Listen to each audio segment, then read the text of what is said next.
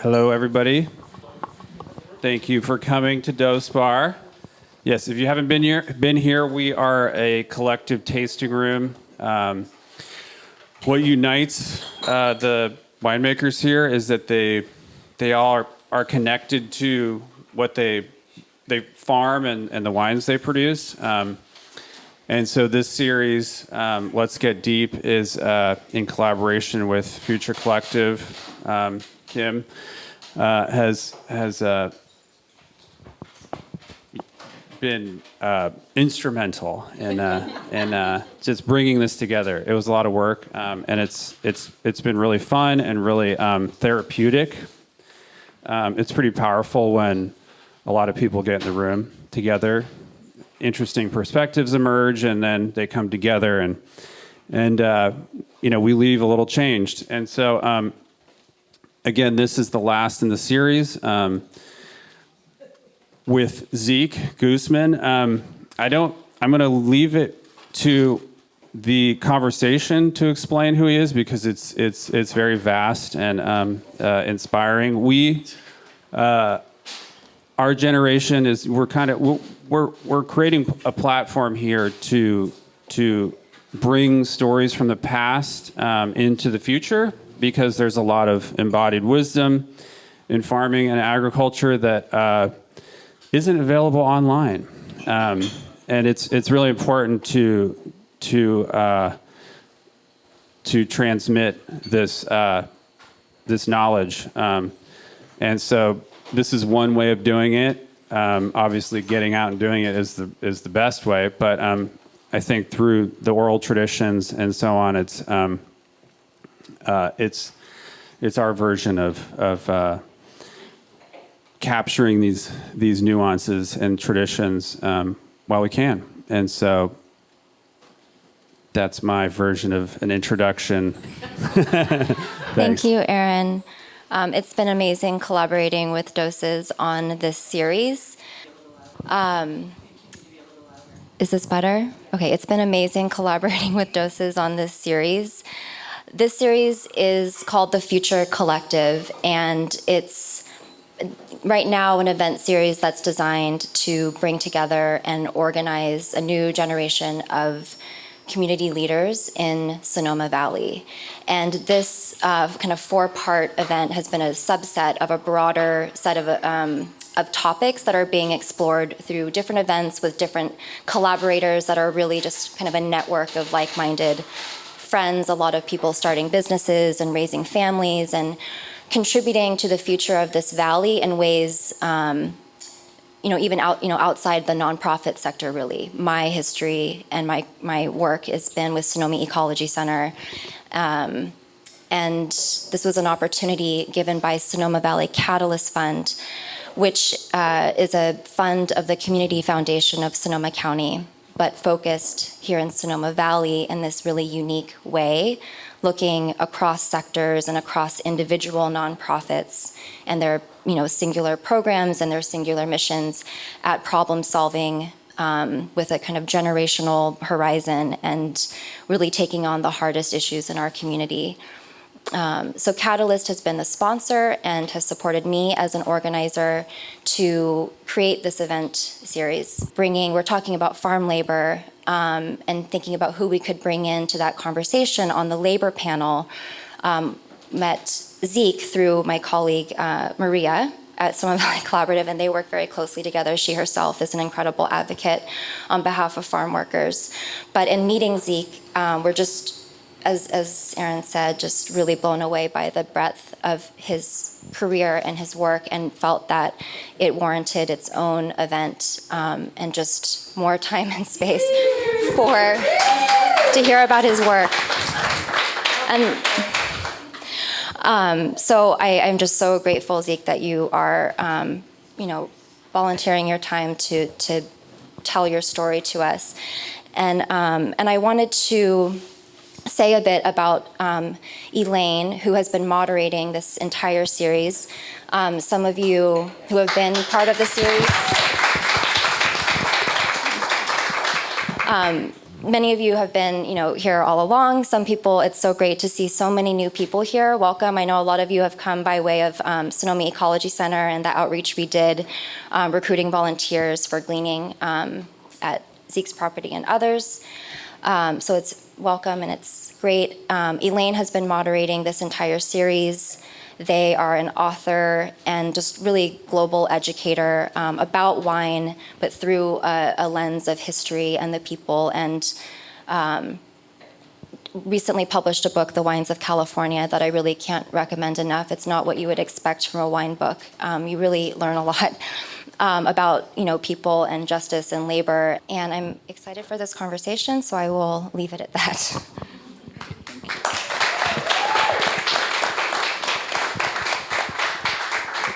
A few of you have heard me say before that I always start with thank yous, and we just got some really nice ones. But I want to just go ahead and acknowledge how much work this whole series has taken, right? It's instigating an entirely new project takes so many people working together, having conversations, distilling those to create a concept, and then actually ask, how can we make this work? How can we make it understandable for people? And so all of that also depends on people behind the scenes willing to support it happening.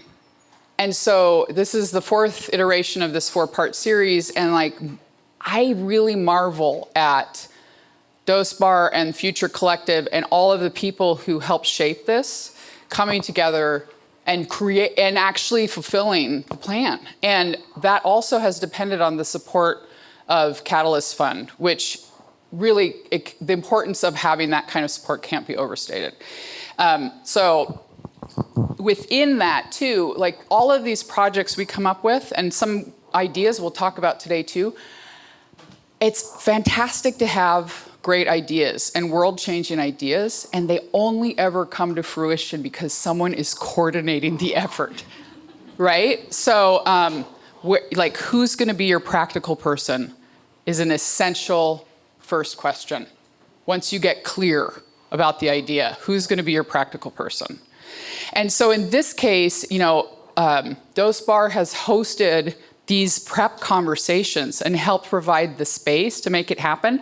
And Aaron really instigated the inspiration for this 4-part series. He has a strong commitment to wanting to have these kind of future thinking conversations that can really, as he said, transform and enrich us in some way going forward, not just for right now. But now, as Kim mentioned, Kim has really, Kim is an incredible community organizer and has been given the freedom to use those skills in the way that she's understood are unique to this series. That is rare. People being given that kind of freedom is rare, and Catalyst Fund really provided that so that Kim and Aaron could come together and work with the different people that have been part of this series. And so I'd like to ask all of you to help me thank that whole cohort.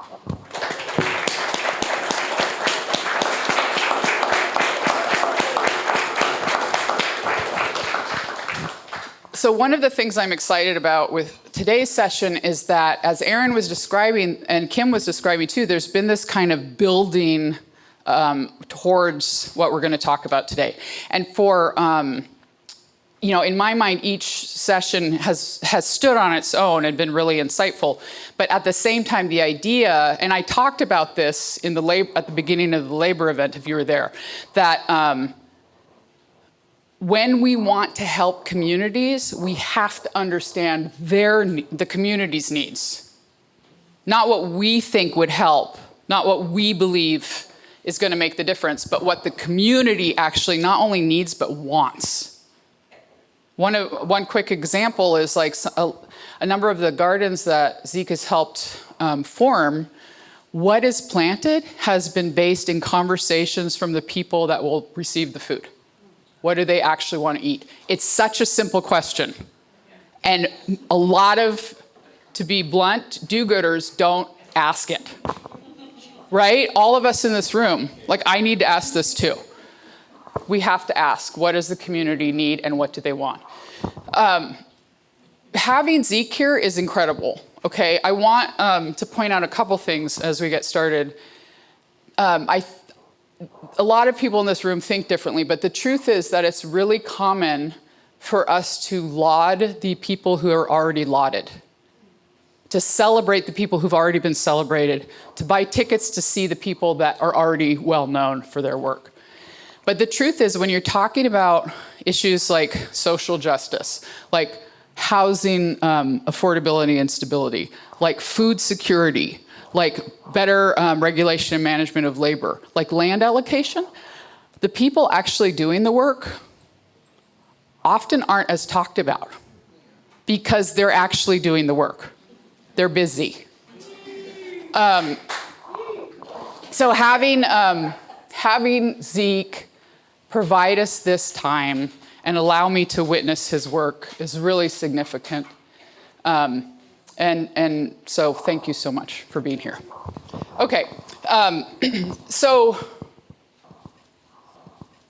you know, we've been talking kind of about bigger ideas through the series, and I'm really excited to get into more specifics with Zeke. And so Zeke, I was hoping we could just start really simply. You know, one of the comments you've made in multiple cases is just that you've been a farm worker advocate since high school. That is a unique comment, and it's true.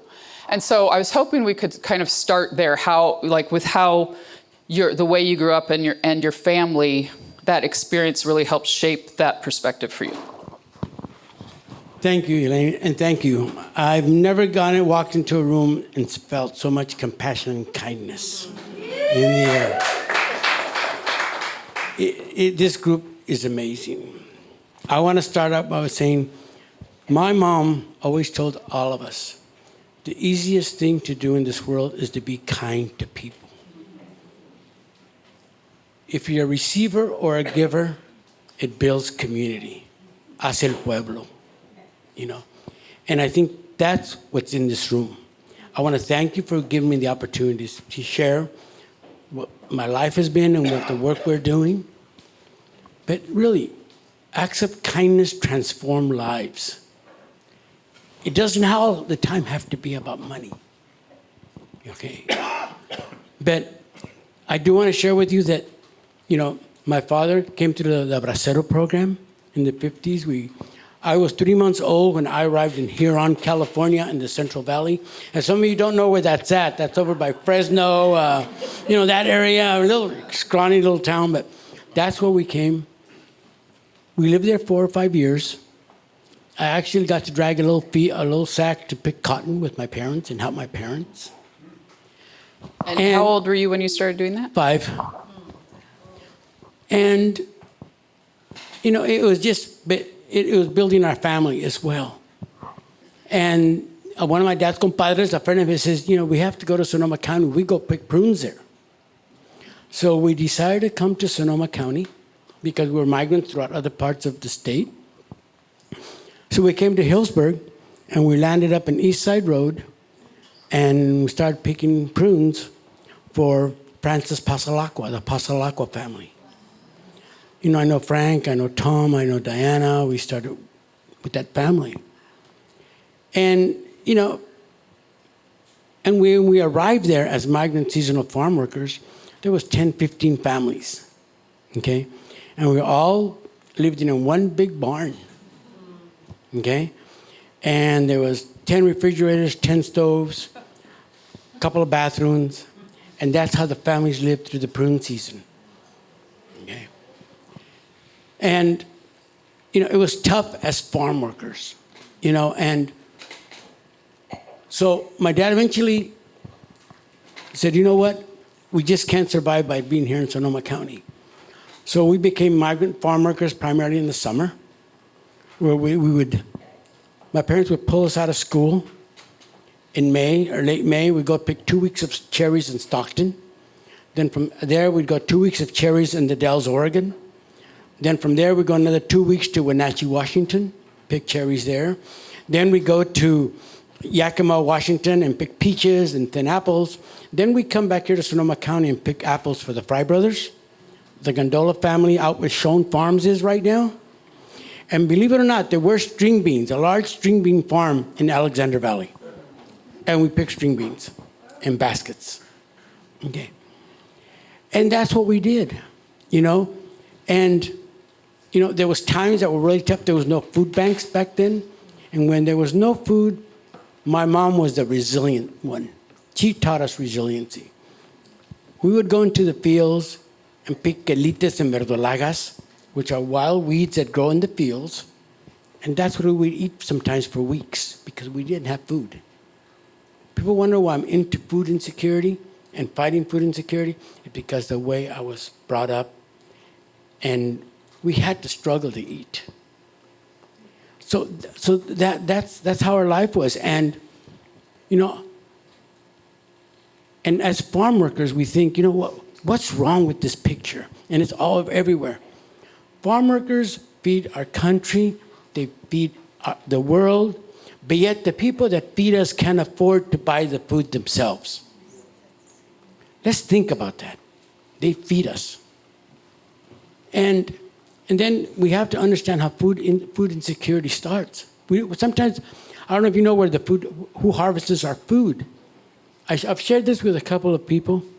Have any of you ever looked at the YouTube video, a documentary called Children in the Fields, Fingers to the Bone?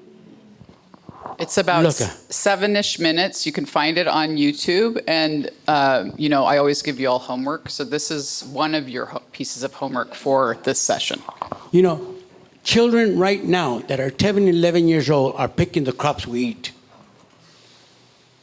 It's not what you think, you know. And these children are making, and they're working 6 to 8 hours a day and making about $23 to $24 a day. That's where our food comes from. And so, you know, with my experience as a farm worker, you know, I became an advocate at 17. I'm very proud to say that my older brother and my father did the march with Cesar Chavez from Delano to Sacramento. I seen the sign you had over there, and thank you. And that effort was led by Monsignor Jerry Cox, and some of you may remember George Ortiz, our incredible leader. He was my mentor for 50 years until the day he died. Okay, and he passed me the baton on a lot of things. Okay, and they were the founder of Latinos Unidos del Condado de Sonoma, which is the first farmworker organization founded on December 12, 1966. And it is significant. Some of you may not know, but December 12th is el Día de la Virgen de Guadalupe, our queen. And there was purpose behind that foundation. George passed me the baton, and he said, Zeke, you need to run the Latinos Unidos. When he passed away, I was passing away. And I've been president of the organization now for about 8 years. Okay? Keeping up the scholarship program that George started, the ballet folklorico that they started, the funeral fund. We don't have a website. All volunteer. All volunteer. I'm a volunteer executive director, which people fall back on. Okay? I want to just point out what was just said, right? I think in the middle of how many challenges we are experiencing right now, nationally and locally, what I hear a lot from people is like, what can I even do? What can we even do? There's nothing being done. There's so much being done. There just might not be a website, right?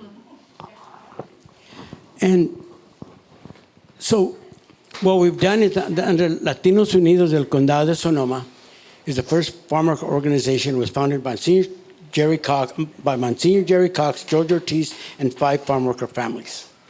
Okay? And it has been in existence for over 53 years. On September 27th, we're going to have a scholarship award celebration. We're going to give a scholarship to farm worker youth going to college. I was a recipient of a scholarship in 1971.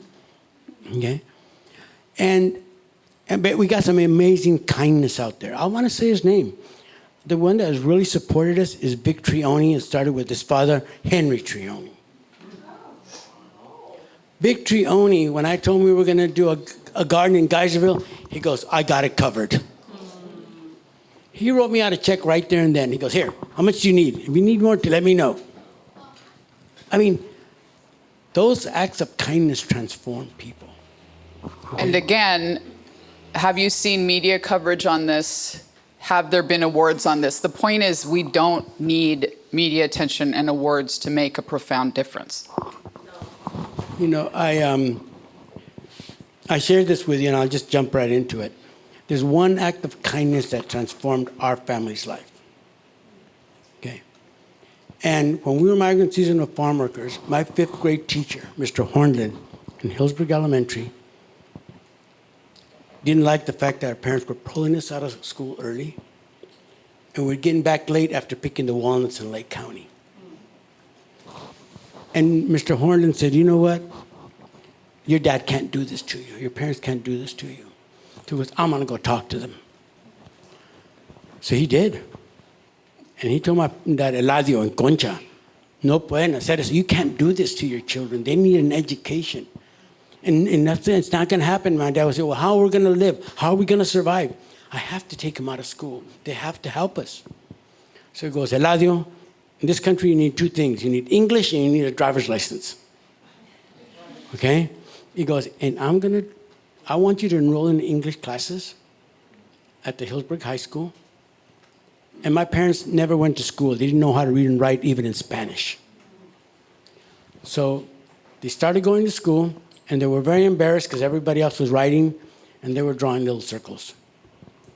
And my dad said, ¿sabes qué? Me estoy haciendo, you know what he meant. He said, me estoy haciendo pendejo, you know.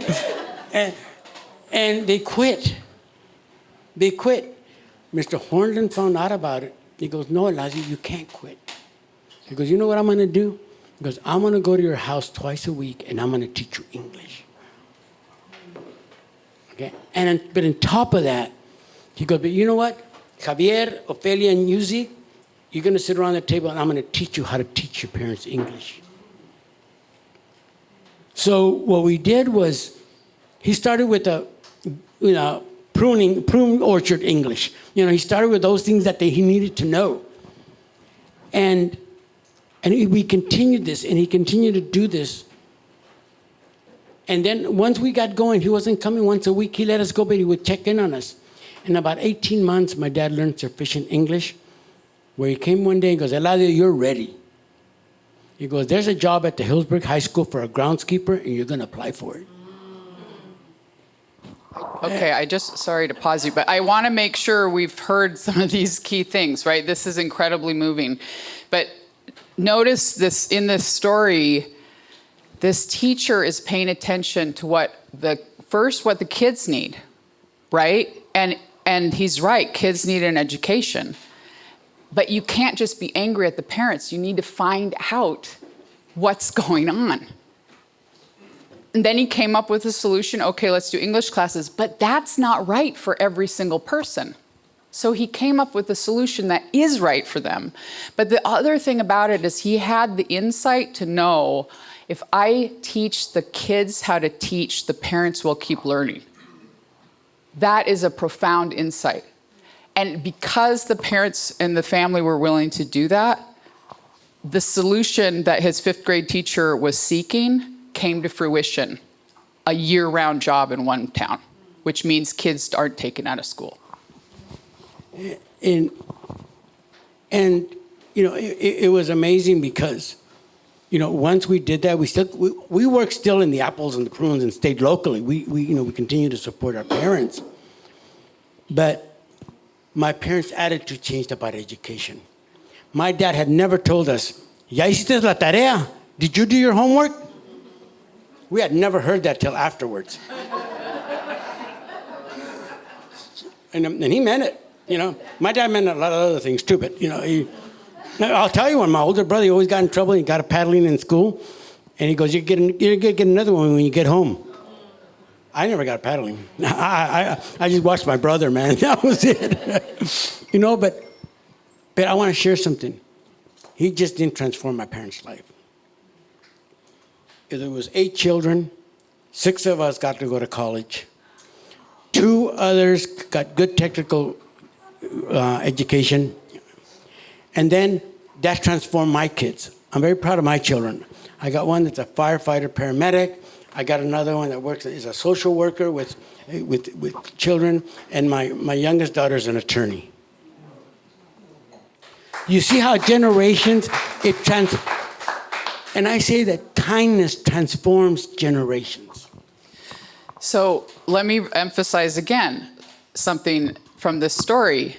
So one 5th grade teacher decided to solve one problem, whether Zeke was in school. And it led to him doing work with the family that changed the family. And in one generation, the family went to universities, technical schools, and started lives that their kids went even further.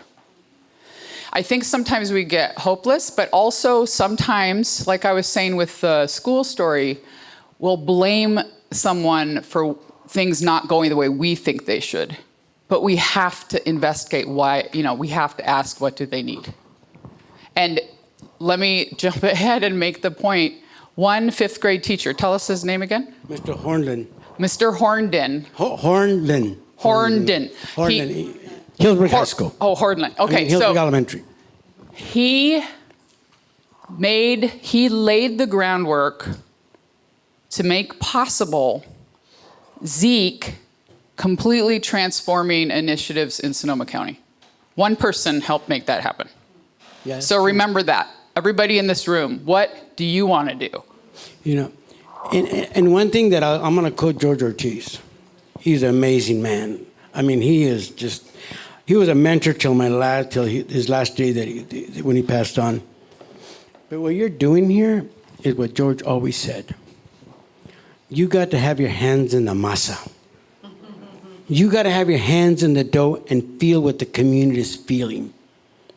People have asked me, Zeke, why aren't you an executive director somewhere? I said, because it takes me away from my people.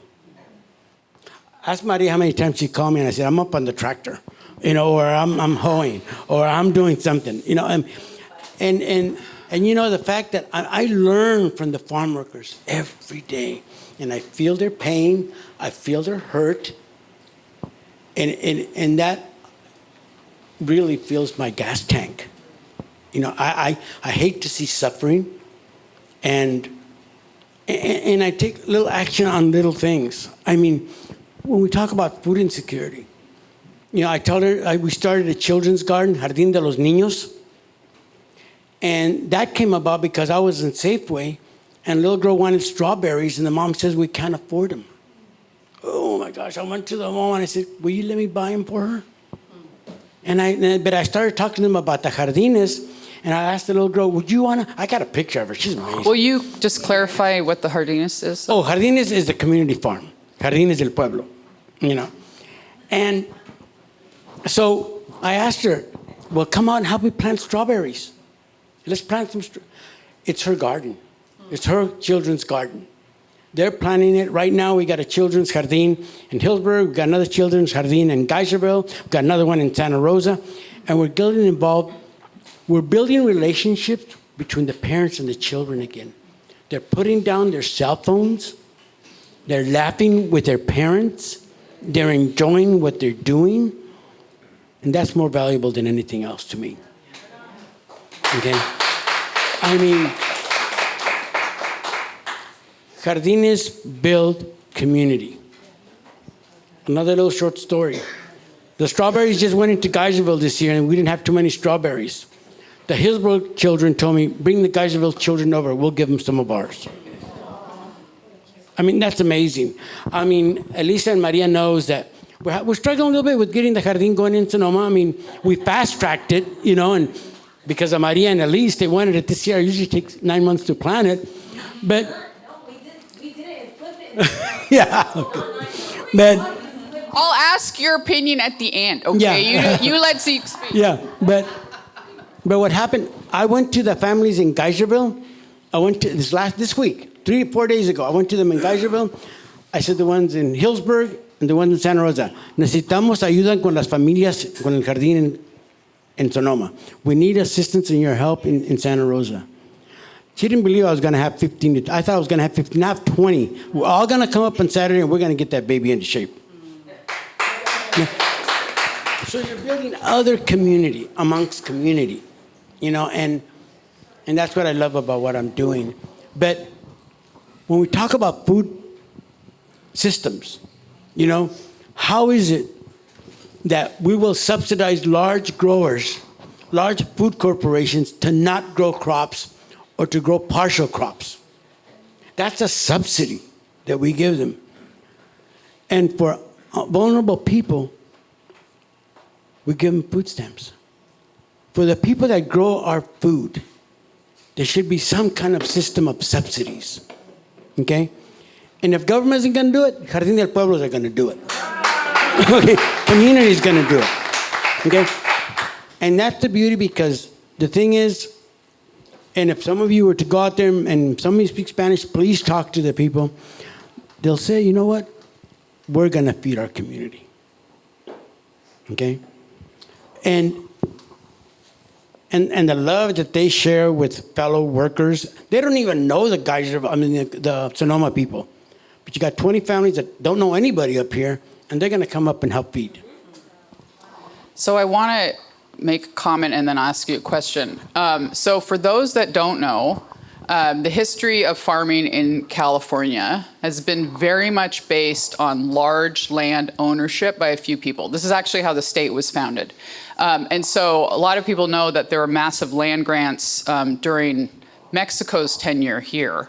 But actually, most of those were transferred over to new residents who came in with the United States. So a lot of people actually lost their land grants that they were given under Mexico. Some kept them. And so people got large land grants here instead. Those land grants became the basis of large-scale farms, prioritizing the value of private property. The law was literally written to prioritize the value of private property rather than of individual people. And so that set up this history of agriculture in the state where those large landowners who had, in most cases, inherited the property that was just given to them, they had so much power because the value was in property that they successfully lobbied not just the state government, but the nation's government to ensure that that prioritization of private property remained, to the extent that in the 30s, people were deputized, just local citizens, were deputized to protect their land at all costs. And they were actually granted gun permits. And if there was what they viewed as a violation of their land, they had permission to use those. This is actually, and this kind of perspective continued through the 𝑨𝒓𝒂𝒃 program, and it continued until in the mid-1970s, the state of California actually created farm worker protection legislation. That was the first instigation of any form of farm worker agricultural labor perspective in the history of the United States. And it was very much motivated by some of the people that Zeke mentioned. It was literally farm workers advocating for themselves for decades that made that happen. So part of what I'm getting at too is like, how did this happen? We have to be careful, we're not blaming people that don't have food security or housing security. The system was set up to make it really hard to happen. But we just got this incredible example of, so part of what Zeke was getting at was subsidizing people to not even farm when there's starvation in our own town. That's insane, right?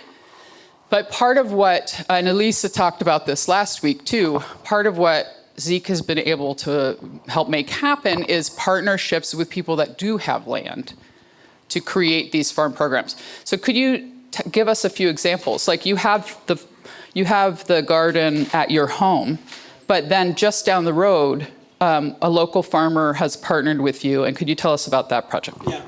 Oliver Mack is an incredible gentleman. He's an old landowner there, right across the road from me. He heard about what I was doing. He goes, Zeke, do you need more land? Yeah, I said, I need water too because, I have a bad well. But he goes, well, how much do you need? So he goes, I want to help. So he basically is donating 2 acres. He pays the liability insurance. He pays the water. He pays electricity. And he asked me, what else do you need? This is on an active commercial farm, by the way. Yeah. He farms for a living. Yeah. And has donated 2 acres of that farm. Yeah. We've partnered now with the Geyserville Unified School District. They have an acre right next to their land, and they weren't using it. So we approached them, and they said, absolutely, yes. So we're coordinating with the schools now. This is outside the entrance to the children's school in Geyserville. So these kids are growing up learning naturally to garden just by being in proximity to it. And they've actually, on the days that people have shown up to instigate the garden and plant it, the kids have actually excitedly showed up and asked to help and done things like carry the seedling trays. And, they're learning by being there. Oh, yeah, the children are amazing. I mean, I love them to death. I love children. But, I got pictures of these 3 young boys. I think they're 7, 8, and 9 or something like that. I brought a load of compost. They unloaded 1.5 years of compost by themselves. They didn't want anybody to help. I got a picture of that. I shared it. I mean, it's amazing. And I love that because, the parents and the children are working together. The principal's sort of blown away by what's going on there. I mean, in a good way, but that's what we're doing. And we need access to land, So I'm looking. Mr. Vic Trione says he's going to help me get a piece of land somewhere. I don't know where he's looking, but he's going to do it. I know he's going to do it, But I want to talk something that's very important that really impacts our community. The 2 most important determinants of health, and it's contributing big time to the mental health of our community. Think about it. Our farm workers, the mental health of the family deteriorates when you don't know where the food's going to, where you're going to have food tomorrow or you're going to have a roof over your head tomorrow. That's where it starts. Because the family begins to break down. You see the argument between the parents. You see the argument between the kids. And it's all around food and housing. And we got to address those 2 issues. We pour a lot of money into mental health, and I'm not saying that we don't need it, okay?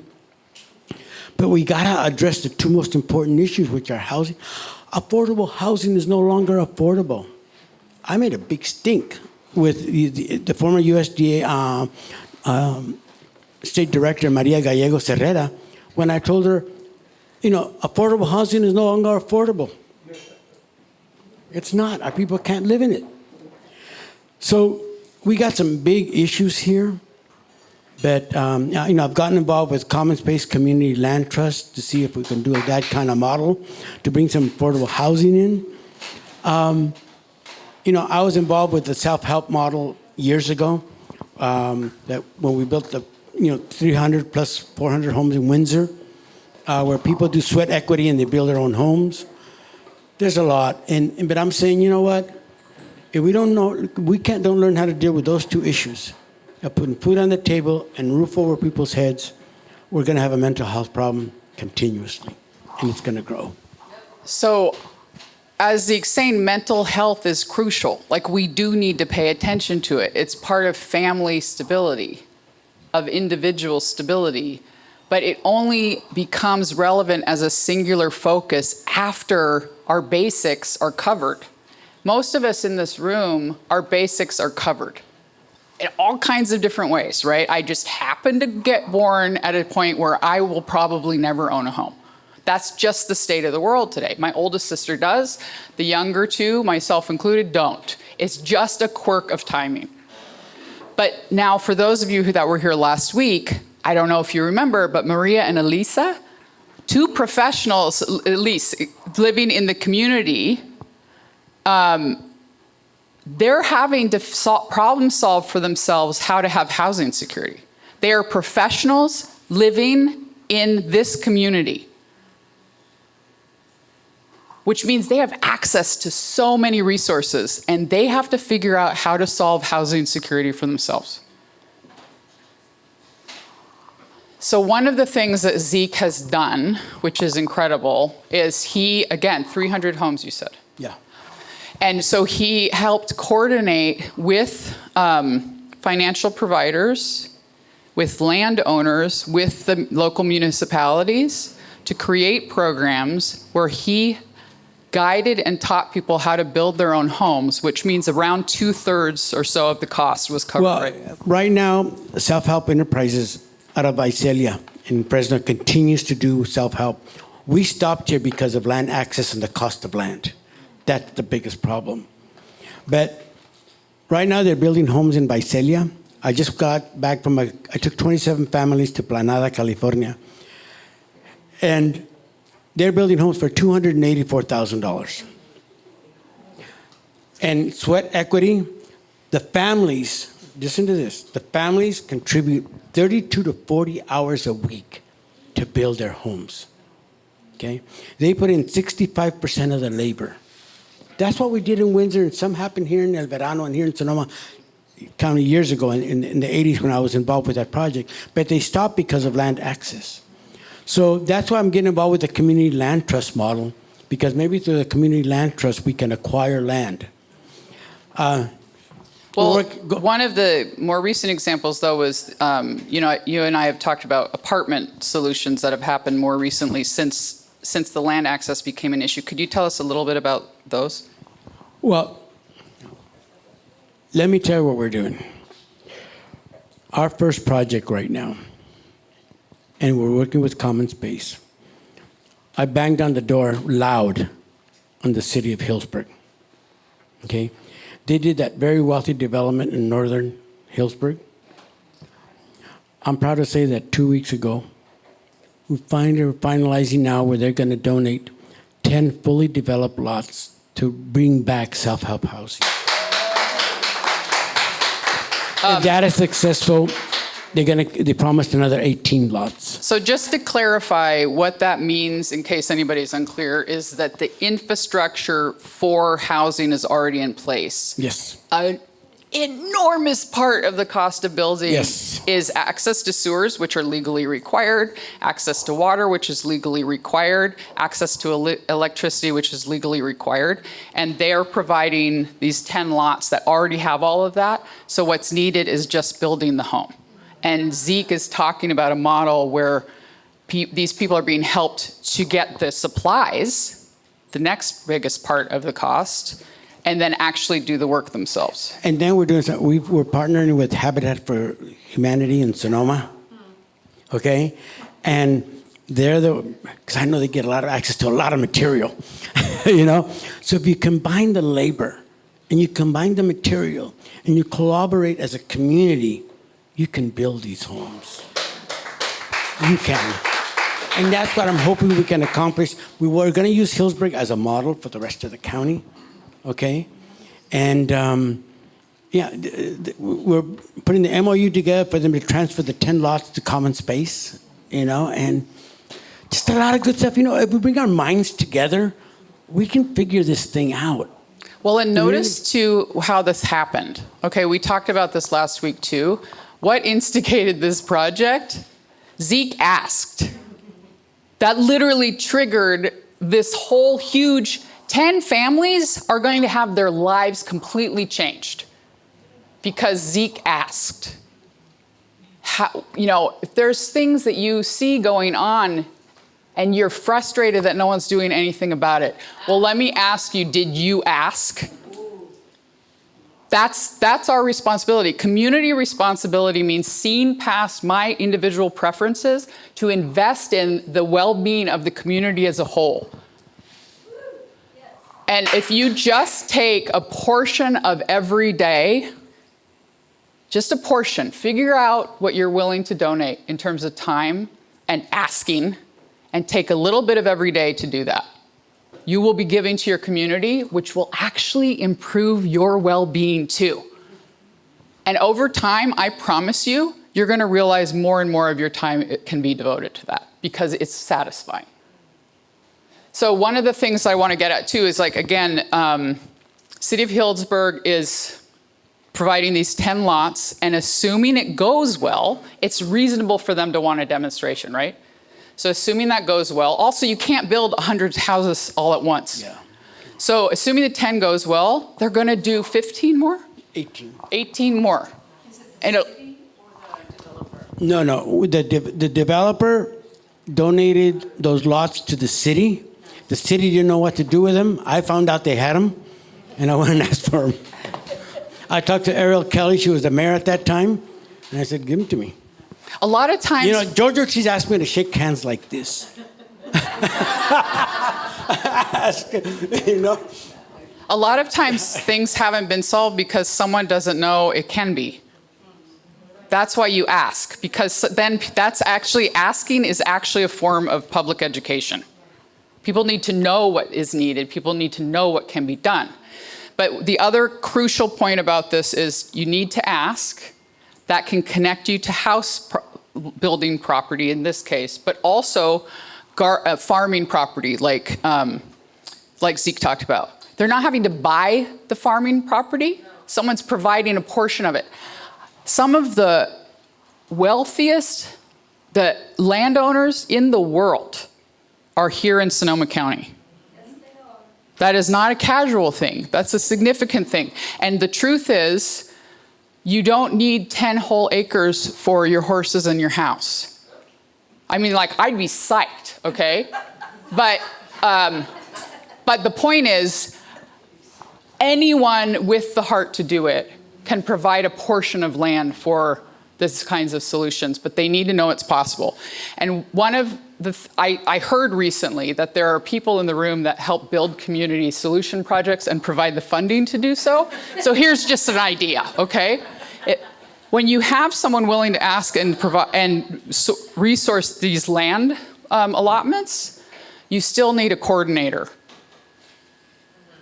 So I wonder if perhaps anybody in the room that might have the resources to provide funding and networks to make this kind of thing happen, my God, what if you partner with somebody willing to ask and at the same time provide a coordinator, a funded coordinator position to make the rest happen? You know, I want to share that there's been a lot of people who have built the Jardin del Pueblo. First of all, it starts with the farm workers. If they didn't do the work, the Jardin del Pueblo never would have existed. But out of their kindness, out of the farm workers' kindness came other kindness. You guys probably read about it in the newspaper. A very wealthy couple donated a brand new Monarch electric tractor to me. Okay?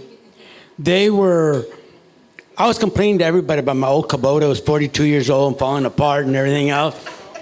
And this couple calls me and they said, "Zeke, we want to get you a tractor." And I said, "Great." I said, "You know, if it can be a used tractor, I would like a bucket on it and whatever else." And they go, "No, we're going to get you a tractor."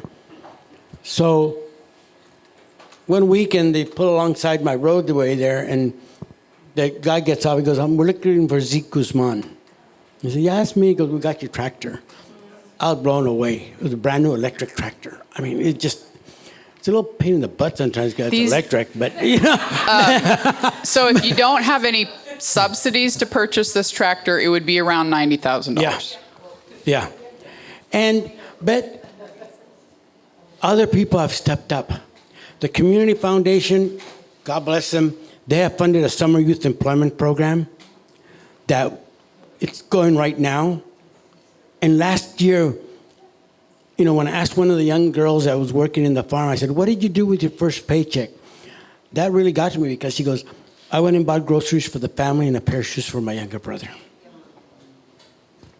The other young man, Kevin, said, "Oh, I helped my mom pay the rent." And they're living in a garage. Okay? So I go and I select children that are from the lowest income of families to come and work. They're working right now. And paid. I'm paying them $20 an hour. They love it. They're buying school clothes for their brothers and sisters. They're sharing it with the family. And that's what we're doing. So I got some additional funding that's coming in. Now I'm gonna continue to hire some of those students on the weekends because we're gonna go with the winter garden. I'm gonna continue to help stabilize families with income. So That's what we're doing. I was lucky enough, Zeke was like very generously gave me time with the students that he's hired for the summer. And I was able to sit down and ask, well, you know, how has this been? What does this mean to you? Zeke so they're receiving funding for working. One of the things that was impressive was just in the little bit of time that I was there, the first time I met them, it was in the middle of their workday, and it was very quickly clear. I'm like, oh, I am not stopping you right now. Like they were driven to get the work done, right? So what happened was they came back after they'd finished everything and finished everything about an hour early, by the way. And then they were kind enough to sit with me. One of the students is the sole breadwinner in her family. As a full family, she's the only one making money through this program. Another participant of the program has a developmental disability. School can be challenging. She is so passionate about this program that she also shows up unpaid on Saturdays to volunteer and has demanded that her mother and brother do as well. And I asked, oh, wow, how is that for them? And she laughed and said, they complain, but I tell them they have to. Another example, a young man who doesn't have a lot of stable connection to his family, has been in this program for 2 years. And the transformation that's happened in him and his willingness to not just work hard, he's leading some of the core projects at the farm that make the farm possible. He took that over voluntarily, has been an incredible problem solver, and is now teaching another one of the students that's new this year how to do the same thing. And he used to be the classic tough kid, right? He has now done so well in school. He's going on to get a technical training in welding. And part of what I want to point out here too is like Zeke has started these incredible programs, and he's not only listened to what the farm workers want to eat, as we talked about. In every case, these students, Zeke already has someone else Zeke mentored previously that he's now connecting that young man to because she's a welder too. Maria. So the part of the work here is, again, the connections, the act of kindness, and they compound over time. These are only some of the kids. The other thing to mention about the kids is every single one is or has been in high school, and every single one that graduated this last year from high school is on their way to university, and most of them are on their way to university. And then, like I said, there's one on his way to technical training. There one.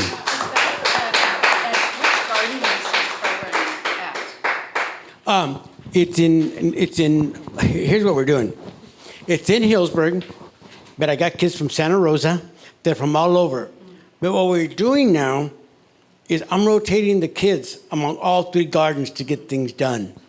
And they love that because they're meeting the other families, the elders' children, and they're building their own community, which is beautiful. And I must have 100 kids lined up to want to work. They want to come down here. We got to get the project going here for the youth. Also notice he secured funding, so they're being paid. Okay, so if you're excited about these programs, again, like we need land access, but we also need funding so the kids can be paid. That's how the scholarships are delivered too. Yeah, we every year. We have donors every year that donate to our scholarship fund, and every year it's growing. But remember, this started back in 1966. We have helped transform so many lives through that scholarship program. And let me share something. We just don't give a scholarship and turn the kids loose. Every year, if they're staying good standing in college, they come back and reapply, and we get them another scholarship. And we support them, you know. And those children are coming back, you know. And I can tell you right now, I'm proud to say, I can tell you right now, in Windsor, in the self-help housing projects, I can name the doctors, the attorneys, the professors that have come out of those homes, you know. It's just amazing. And that's what self-help and stable homes do for you.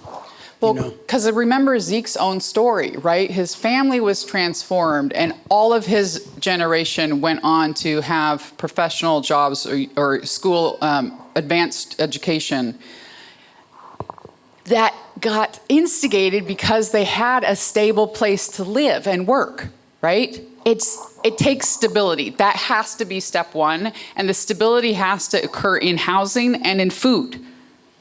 That is step one. People want to work. People want to help their children advance. People want to be part of communities. People want to share with each other. People want to share their culture and bring it forward. And stability is the means for people to do that. You know, I do want to bring one thing up right now, because you brought it up about this young girl being the sole provider. And I've shared this with Oscar. The impact that the farm workers are feeling with the downturn in the wine industry. It trickles down. And they're feeling it very hard. You're starting to see families now come together where you're having 2 or 3 families living in one house. Okay? They just can't afford to live here. I know about 11 families that have moved up to Oregon and Washington that just left California. Others going into the Central Valley because there's more diverse agriculture. Oscar, we need to talk about this and have a serious conversation with the other foundations as well. How are we going to stabilize the families that are being that have now become unstable because of the economic downturn in the wine industry? What are we going to do? You know, and the need for the food is mind-boggling. You know, but you know, I'm trying to do whatever I can, and you know, I started another little project that's sort of a little bit crazy. But I just started talking to friends, and I said, help me keep farm workers employed. And I talked to people that are volunteer, like the Rotary Club came out big time in Hillsburg. You know, they found out I had a problem moving the equipment around. They said, well, what do you need? I said, I need an equipment trailer. So they bought me a brand new $10,000 equipment trailer. So now I can move the tractors around and get things done, you know? But that's community doing things. So now I started asking different people, do you have two days of landscaping here? Do you have 3 days here? I'm plugging them in. It's work. The people want to work. You know, they've told Oscar and some of the community foundation teams that because we're working with them, they said, what is it that you need? And they said, you know, we don't want a handout. We want a job. So my next project is going to be, if God gives me more time, you know, a workforce development program. How do we keep our people employed? You know. So there's a lot to do, but it starts with kindness. It starts with people like yourselves, you know, helping however you can, and they appreciate it. They really do.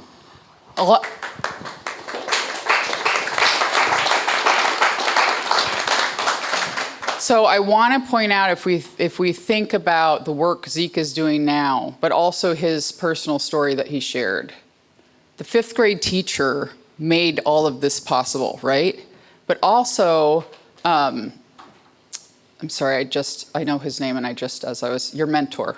George Ortiz. Yes, thank you. As soon as I was going to say it, yeah. George Ortiz, I never met, but I have read a lot about and watched interviews and listened, and what an incredible person.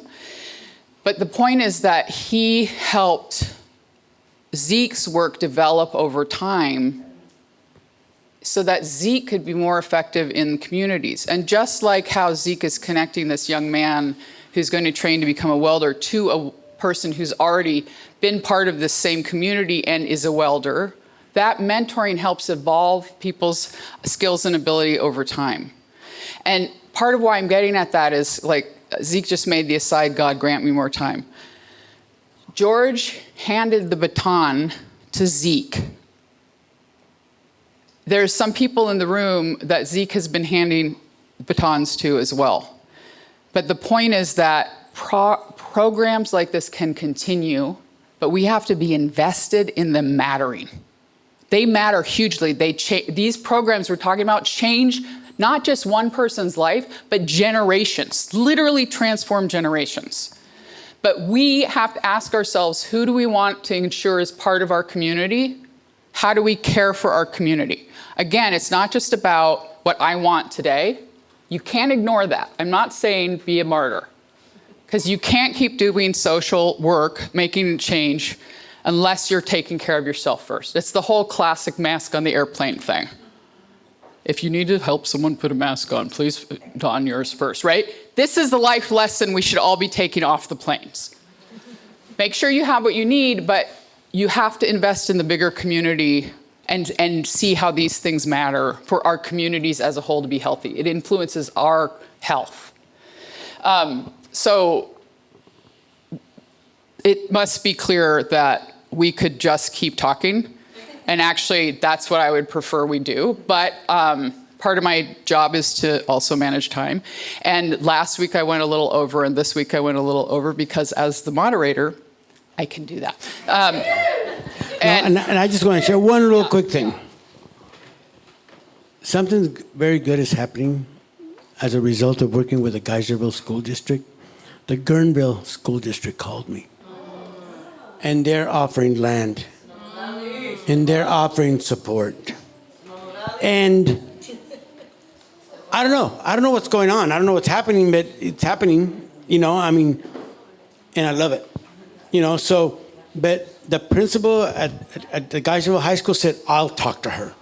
So she's really talking to the principal at the schools in Guerneville, and we're going to make that happen over there. So there's a lot of things that are good things are happening with our children, with our schools, and it all comes out of the garden. It's growing other stuff besides vegetables. Okay. And I guess called goodwill and kindness. I don't know what else to call it. That's what it is.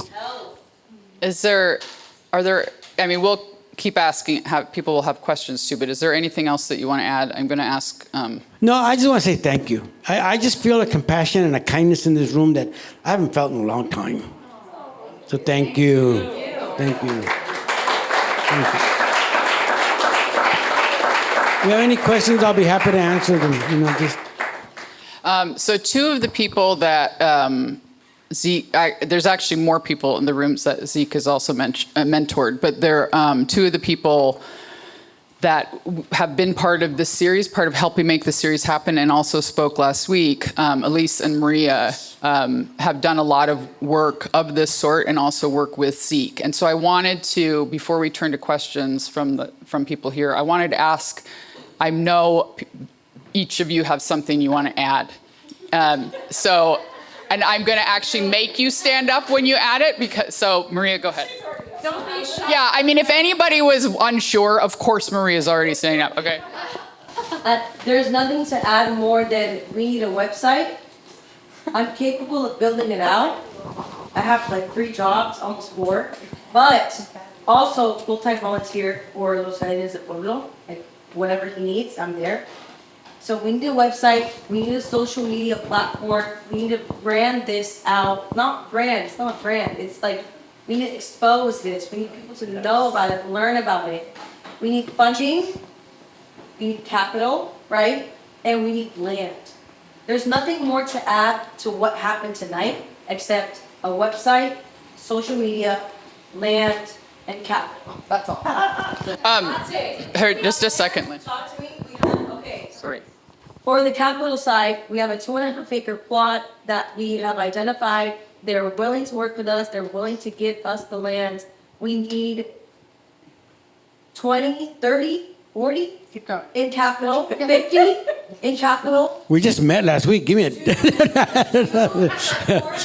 Yeah. That farm, Yeah. 2.5-acre farm that we are going to expand to feed farmers and families.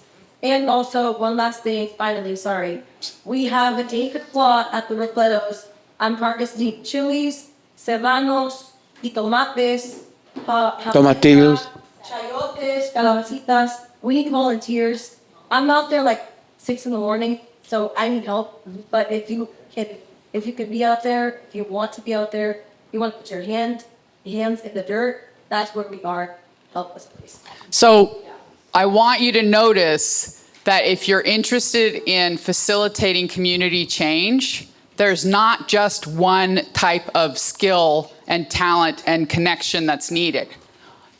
Did you hear all that? Yeah. There's so many employment and work experience backgrounds that were just mentioned, and they all can be utilized and applied to help make changes like we're talking about. Yeah, so building on what Maria said, we do have the Robledos donated 5 acres of land that they started with 1 acre within the last few months. This was very, very fast. We did this in 3 months, and our first harvest was last Saturday. We picked 50 gallons of chiles. So we're badass women just went out and did it. It was really amazing, but we also need sustained volunteers on Mondays and Thursdays. Wait, I think tomorrow's Thursday, isn't it? Just Maria, she said 6 o'clock, I say 7. So 6 a.m. it's an unbuttoned spot. Yes. So please, if you'd like to come tomorrow, please do. But I also want to point out that this conversation about thinking about how wineries are and that we can switch the type of production that they do started here. And it happened to coincide with the Robledos giving almost at the exact same time. So we need to... Well, and a lot of this was last week, right? This last couple of conversations. Yeah. So I want to say, like, think if you have a winery, if you have land, if you have extra space, start thinking about chickens, please. Because we really need eggs and milk in our Wait, And we'll explain why. Because, well, Cal Food funding has suddenly boosted to $60 million, which is a huge increase, but our food banks will not have as much proteins because of federal funding cuts. So one of the first things to disappear when there's cuts to food programs is protein. The other thing is that Zeke mentioned food stamps. They have actually been transformed recently to make them more difficult to join, but really difficult to stay in. There's essentially monthly check-ins and paperwork required. And I don't know if any of you have met anyone who have gone from halfway below the poverty line to suddenly $100,000 a year in a month, right? It doesn't, there's like a rare case. But so keep this in mind. This is part of why the chickens and eggs matter. Yeah, Maria? Your 𝑨𝒂𝒃𝒍𝒆 for tonight was made by Kimberly Jones. It was harvested from the jitomates, the chilies, and local produce. And it's here. good. The salsa was made from the poblanos, the serranos, the jalapenos, the everything here from that plot in the Robledo family farm. The saute, the guisado that we call in Spanish, was made with the poblanos, the jitomates, and the chiles from the Robledo family farm. Okay, so it's from here. Enjoy it. Just know that Kim made it very known that it was supposed to be local, and she did an excellent job. Yeah. Okay, so Do you have a question, ma'am? Or wait, just a second, actually. I want to, Oscar and Zeke, I'm trying to prioritize the people like in the dirt, so to speak. Oscar and Zeke have done plenty of work together too, so I'd like to ask if there's anything you'd like to add. Well, always on the spot, but just to say that it's always so good to be in the company of like-minded people who care deeply about building community. And I just have tremendous love for this person who leads with a spirit of generosity and to instill an ethos of we can do things without government assistance. We can do things when we roll up our sleeves and we recognize that we are in this together, that our fates are tied, that the success of the wealthy person is rooted in the success of the people that need this the most. And so at the Community Foundation, we are behind Zeke and the vision and the aspiration of making sure that no child goes hungry. And more important, he is bringing this dignity of farm working back, because for so long, there was a stigma tied to being a farm worker. And now, today we forget that these are essential workers. We recognize that during the pandemic, but in these political times, we seem to forget that. So we see the important work that Zeke is doing, and we invite you to be part of a movement where we can actually eliminate hunger, insecurity in Sonoma County and improve the health and well-being of everybody, regardless of their income status. So I'm just a fan of what you guys are doing. And Thank you, Oscar. Thank you. Yeah, just one more comment and then, I actually love Lynn, but some, pauses are okay. So anyway, what I want to repeat, it's come up in a number of these sessions. The resources, the skills, the connections, the capital, and even the motivation are all already here in existence. So like Oscar was saying, we can solve this, but we have to be willing to ask. We have to be willing to respond to the actual needs of the community. We have to be willing to see that our well-being depends on all of the community well-being. And that, again, private property should never surpass people. I'm not saying get rid of your private property. I'm saying let's readjust our expectations and values to remember people are how we got here. People are who make us the money that we have. And we need to be taking care of people. So again, the point is we have everything we need. We just have to be willing to do it. Okay, I apologize. Do you want the mic to feel better or anything like that? I will project. So when we're thinking about finding some usable farmland, I assume it needs to have water. Yeah. And it needs some kind of transportation access and get trucks in and out. What's the minimum viable acreage that makes launching that type of project worthwhile? Half acre to an acre. You can do it with that small. Okay. Well, and we like to go in and do soils tests and see, because we're all about creating healthy soils. And one thing I forgot to mention is I've become very good friends with Paul Mueller of Full Belly Farms in Yolo County. He is an incredible organic farmer for 35, 40 years. He's my mentor, he's my teacher, and we're partnering in creating good, healthy food systems. So something that hasn't been mentioned is all of the farms that we're talking about are farmed organically. Yes. And Zeke has been teaching established farm workers and also the children at the community farms and the students in the high school program. All of them are farming organically. This is not a simple choice to just decide to do it. You have to learn how to make it work, and Zeke is helping make that happen. Yeah, Paul Mueller is going to send a team of his employees, of his workers. We're going to do workshops out in Full Valley Farms.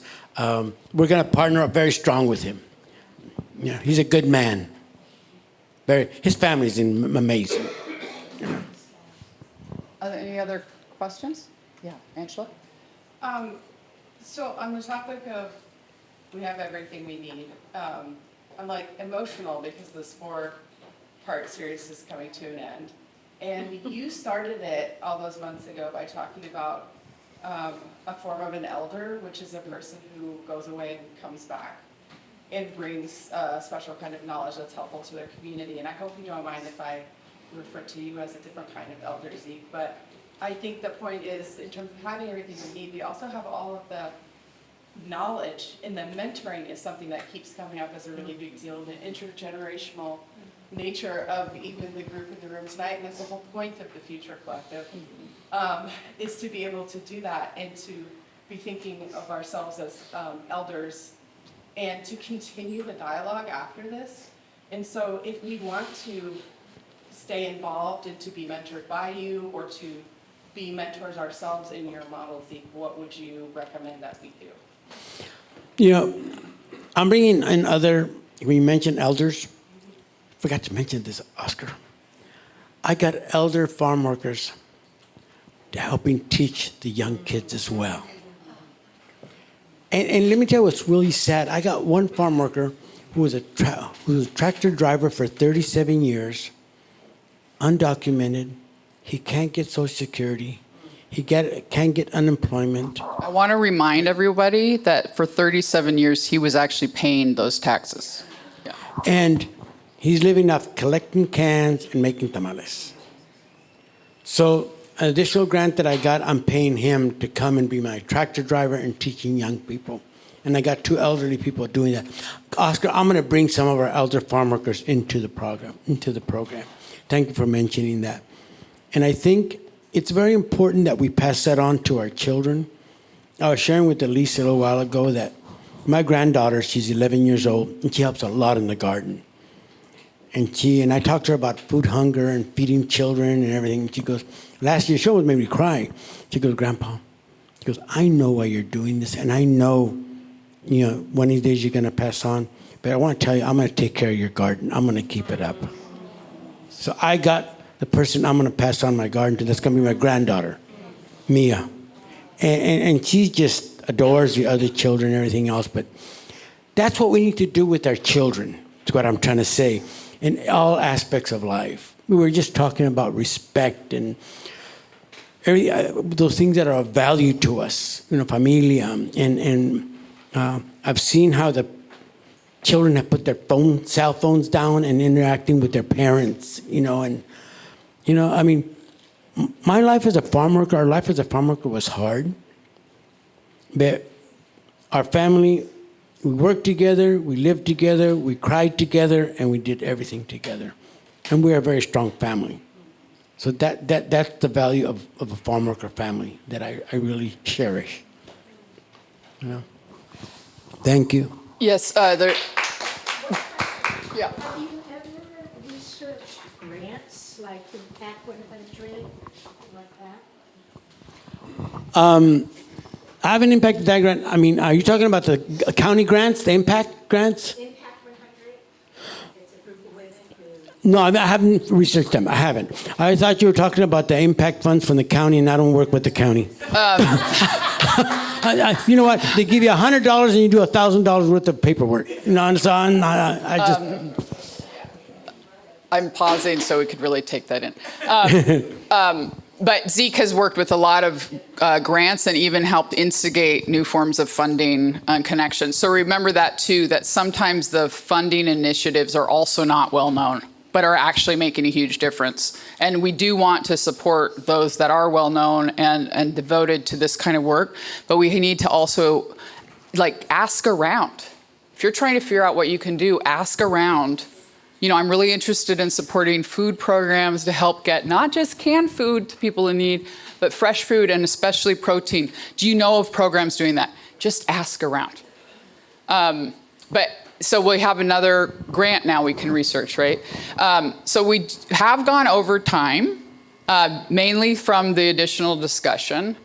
But I really want most of all to thank Zeke for, again, I hope you got how busy he is. Thank you.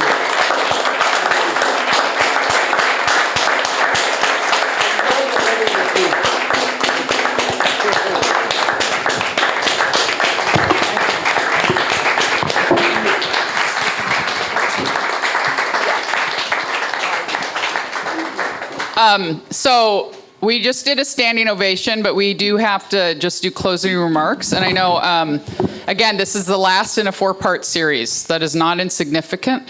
And so I want to ask if Kim or Aaron want to make any further comments.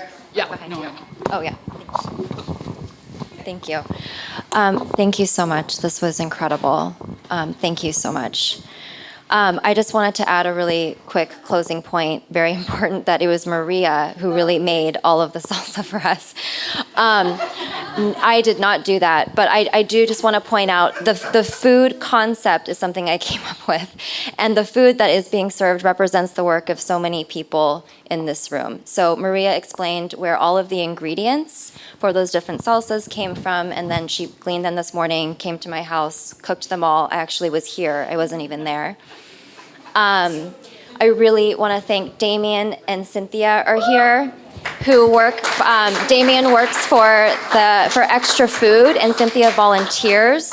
I meet them for these events. At 7 in the morning, I meet them outside of Whole Foods or Sonoma Market. They are collecting food that would previously have been thrown away, but Catalyst hired a lease. They brought Extra Food here. And now they collect all this food and they distribute it to the food banks around. So I get a very small portion. Oh yeah, Damien, Cynthia, do you want to stand up? Yeah, they're so wonderful. I'm so happy they're here. It's been such a pleasure getting to meet you both. And yeah, it makes me sad too that maybe we should keep the food concept going. But anyway, I'm so happy you're here. And then also the rest of the food is from Paul's Produce. Cody is here. The wonderful melons and some of the greens. And the rest is from Oak Hill Farm. Melissa, Jimmy, Arden grew all of that food. Thank you very much. So I just want to acknowledge that. But that's all I wanted to say. So. Okay, so one last thing. We always end with simple things we can do. Okay, so I actually want to ask both Kim and Aaron, is there something that you would like people to do? Well, yes. I mean, one question I wanted to ask, as we heard, there's no website. We didn't have a QR code for making a donation. You can, other than walk up to Maria. How does one donate? We need to write a check. How do we donate to support Jardin del Pueblo? The Jardin del Pueblo are under the organization Latinos Unidos del Condado de Sonoma, organization. So I can provide the information to you. We don't have a website, but I can give you all our information, IRS number, word of mail checks. You can contact myself or Maria, and we'll do that. Okay. But we're in the process of getting a website going. They've been hounding me to get it done. It's done. It's already done. Because the people in this room are going to build it out for you. And just know that. It's already done. Thank you. But no, just come out to the Jardin. Mingle with the people. That's the If you want to start there, just go out there and 7 mingle. a.m. I want to do the same thing that we're doing the other time. 7 a.m. The other, every Saturday morning, from 6 in the morning to 11 Oh, o'clock. Out there with do it. farmers. So Aaron, do you have anything? I think there's something that's been happening in a lot of these panels, and it's the relationship between the monocrops of wineries and then food farming. So this is a tasting room, so everybody who comes in here says, "Oh, how are you doing with the downturn in wineries and stuff?" And so my imagination kind of free associates to all the kind of vanguard farmers in here, and how do the farmers help educate the wineries and stuff? And I mean, Ned, you were talking to some wineries. A lot of the wineries have farms. Sometimes they're somewhat like vanity farms, or they have or they have food, but it's how do the farmers help educate the wineries on how to use their vineyard lands, because you see a lot of things being torn out, and I'm just seeing things being torn out, So- and there's knowledge, One of the things I want to remind us is just like Zeke shouldn't have to build his own website, farmers shouldn't have to also educate landowners. That's what everybody in the room is here to do. That's what this series has been about. all of us building a sense of understanding so that we can do that work, because farm workers and farmers are already busy and they're really good at what they do, and they don't have to do all the extra either. But Vivian, it looked like you wanted to say something. Oh, okay. I was just going to say, I would commit to doing something, but not till after October. Okay, great. We have her contact information. Well, and there's a few people in the room that are good friends with Vivian, and we know how to find her, okay? Okay, but so Zeke, we've gotten so, I'm sorry, Aaron, did you want to say anything else? No, that's it. Just that Sonoma's known for vineyards, and there's more plants than grapevines, you know. So Zeke, we've gotten so many examples of things that we can do, but I want to ask, you know, what are the top 3 things you'd like people in this room to do from the different examples you've given? One concern I have, and I've already talked to the Sonoma Land Trust about this, and I talked to Quincy. I love the private landowners that loan us the land, but one day they could sell that land off. I want to be able to acquire some land through a land trust like Sonoma Land Trust or Commons, where the farms will always remain a community farm. That's my vision, and that's what I'd like to accomplish in the next couple of years. How do we get the land donated that's going to be used exclusively for these community farms? That's number one. We've identified one landowner in Sonoma Valley who's willing to put up that 2.5-acre farm to stay in a trust to maintain a farm for the remainder of the existence of this universe. So, 2.5-acre That's a long farm time. that is going to stay farmed for a long time. And then the other thing I want to say is we're community. We have to look at how we're going to transition from vineyards to other farming. I don't think the vineyards are ever going to be what they were in the past. They're not going to recover. I don't think it's going to recover. And we need to learn what we can do.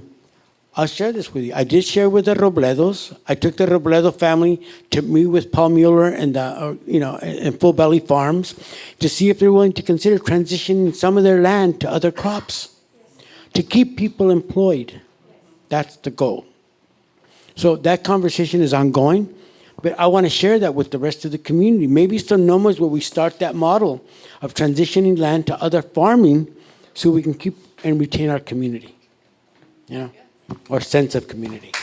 Yeah.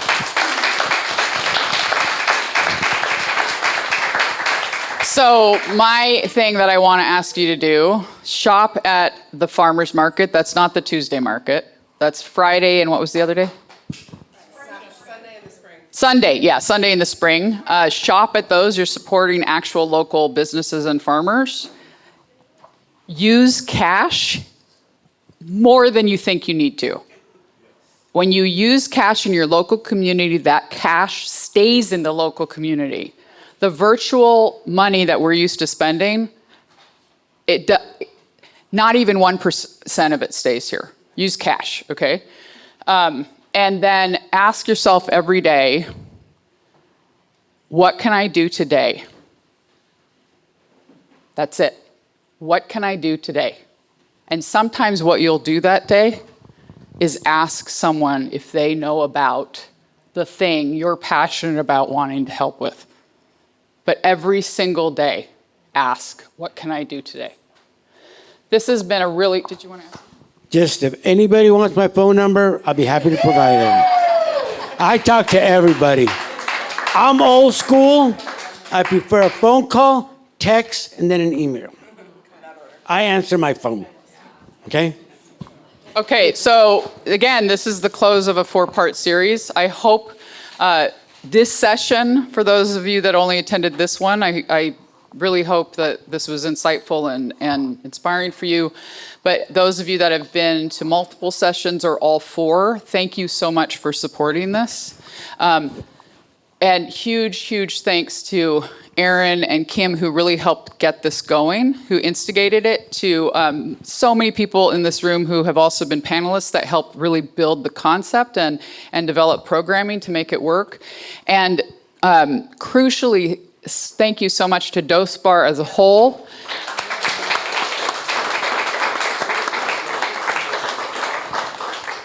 These kinds of things only happen because we create and provide and share space where they happen. That's what 𝑑OS/BAR has done. Huge thanks to the Future Collective for, again, making this happen, bringing people together to develop it, to make it happen, and actually follow through as we've seen, right? So thanks, the Future Collective. And finally, these things happen because people are willing to sponsor and support them financially. And a lot of these things can be done pretty inexpensively, but you still need some funds to make them happen. And so thank you enormously to the Catalyst Fund and the Community Foundation in other ways for making this happen.